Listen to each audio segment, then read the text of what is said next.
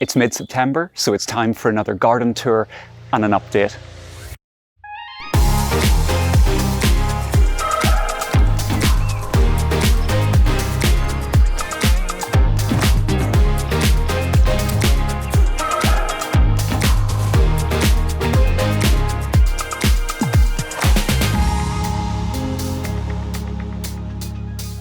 Hey everyone, how's it going and welcome back. It's September and that means it's early autumn here in Ireland, and you can definitely tell that there's a change in the season.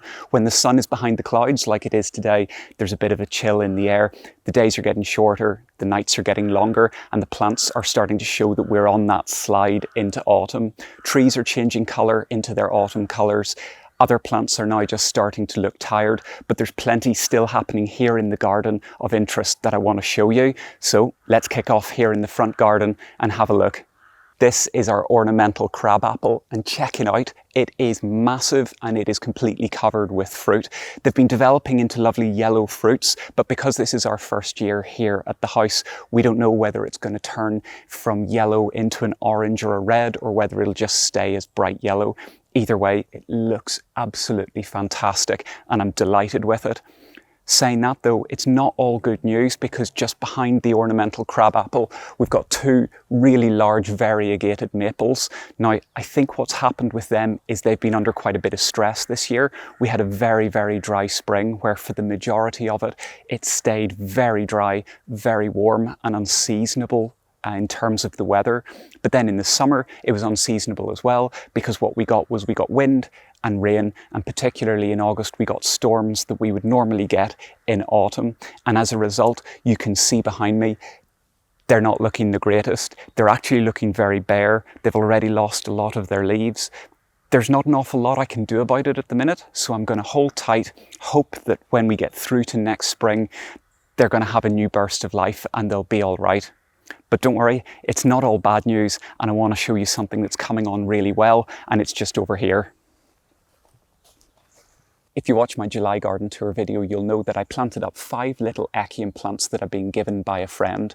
I say little, but check them out now. In the space of only 2 months, they've absolutely romped away, and they're doing brilliantly, particularly the big one at the back, which is nearly 2 foot high. I think it's down to the conditions. So they've got a lovely little sheltered spot here. It's south facing, so any bit of sun they're going to get. As well, the combination of both of those means that the temperature is a little bit higher in this corner of the garden, and they're in nice, moist, rich soil. And check them out. So what I'm hoping is that I can get them now through the autumn and the winter, because they are a little bit tender, and then next year we'll have some flowers.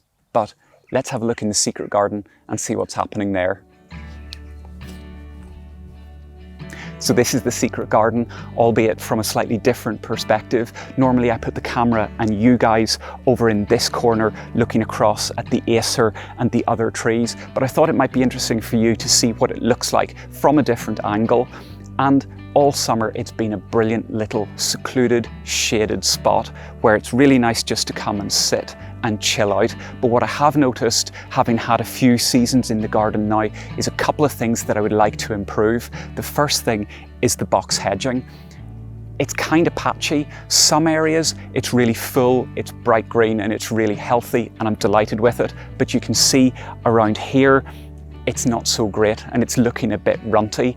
Now, I'm not convinced that it's actually box blight, but what I need to do is look into it closer, see if I can rejuvenate it. But if I can't rejuvenate it, some parts are going to have to come out and get replaced. The other thing, like I said, I've spent about 3 full seasons here in the garden now. I've noticed that it doesn't have an awful lot of seasonal interest. In the spring, it's got a little bit of colour, and it's got some nice colour in the leaves of the trees, but what it doesn't have is that pop of colour that comes from flowers. So I'm going to take some time over the autumn and the winter to make some plans, to think about some plants, and to even get some plants in that will bring that extra hit of colour, some extra flowers, some extra interest, just to really make this area sing out. So that's really all there is to say in here. It's a bit of a quick one. Let's have a look at the back garden.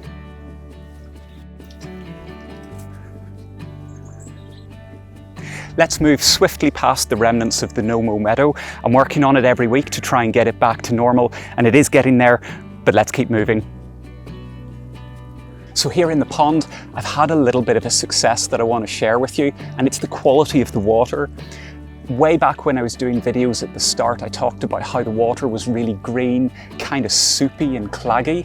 Well, it sat like that for quite a long time. I got an organic kind of bacteria-based additive that you could put in the water that would kill sludge, clear the water.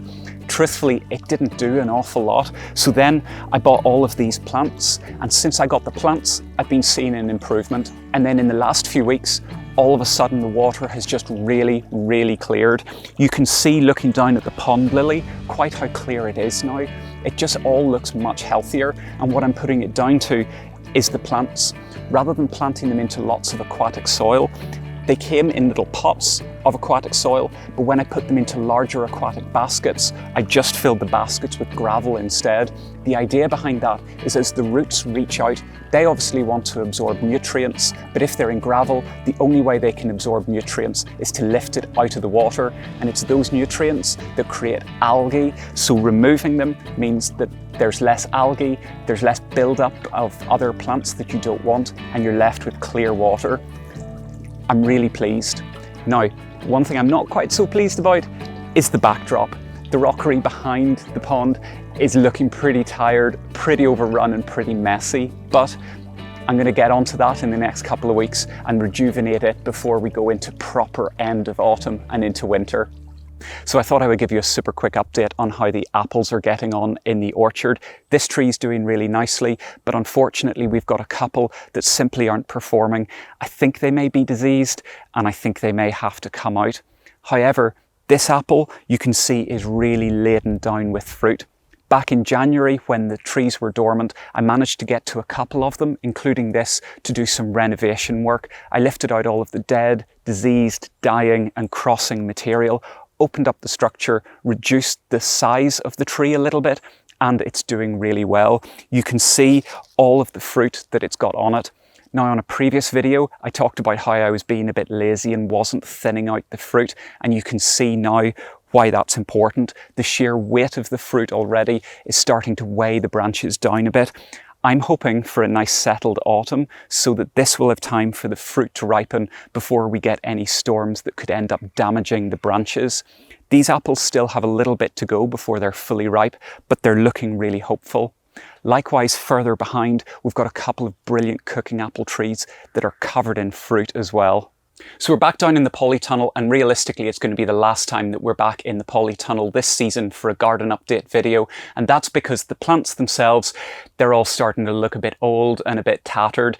That's because of A, the time of year.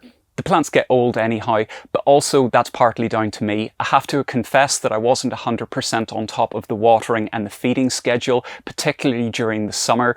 And because of that, I think it's put the plants under quite a bit of stress. And although we've got quite good harvests, I think it's impacted the flavour, and certainly it's impacted the longevity of the plants. You can see that some of the trusses have browned up and they're not going to be producing any meaningful fruit.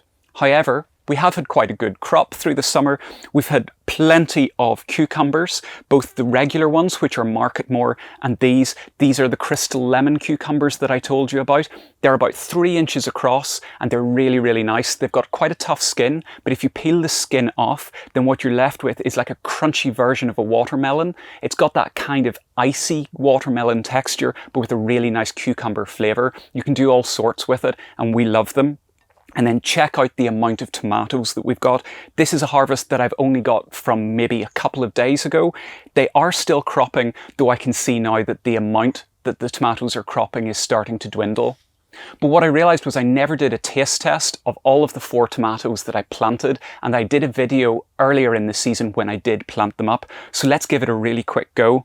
So the first one is Sun Gold, produces these lovely little orange fruits. I love these. They're perfect, really strongly flavoured, but really sweet as well. I shouldn't be talking with my mouth full. The other one that I grew was called Ildi. So that was one that I grew from seed. It was really promising because it was saying that it would produce thousands of little yellow fruits. I'm not so sure. Yeah, no, unless it's because of how I've grown them, I really don't like them. They've got a very mushy, mealy texture.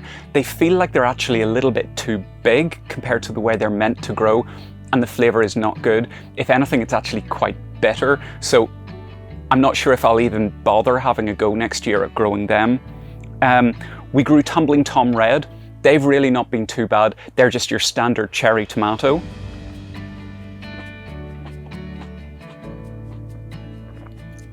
Yeah, to be honest though, they're nothing to write home about. They're not that sweet, but again, that could be the way I've grown them.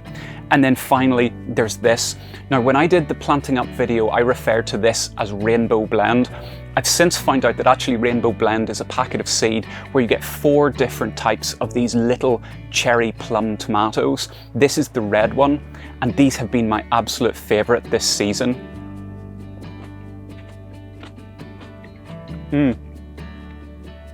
They have got a really, really nice texture. They're not too mealy, but they're not too liquidy either. They've got a nice mild flavour, but most of all, they're really, really sweet.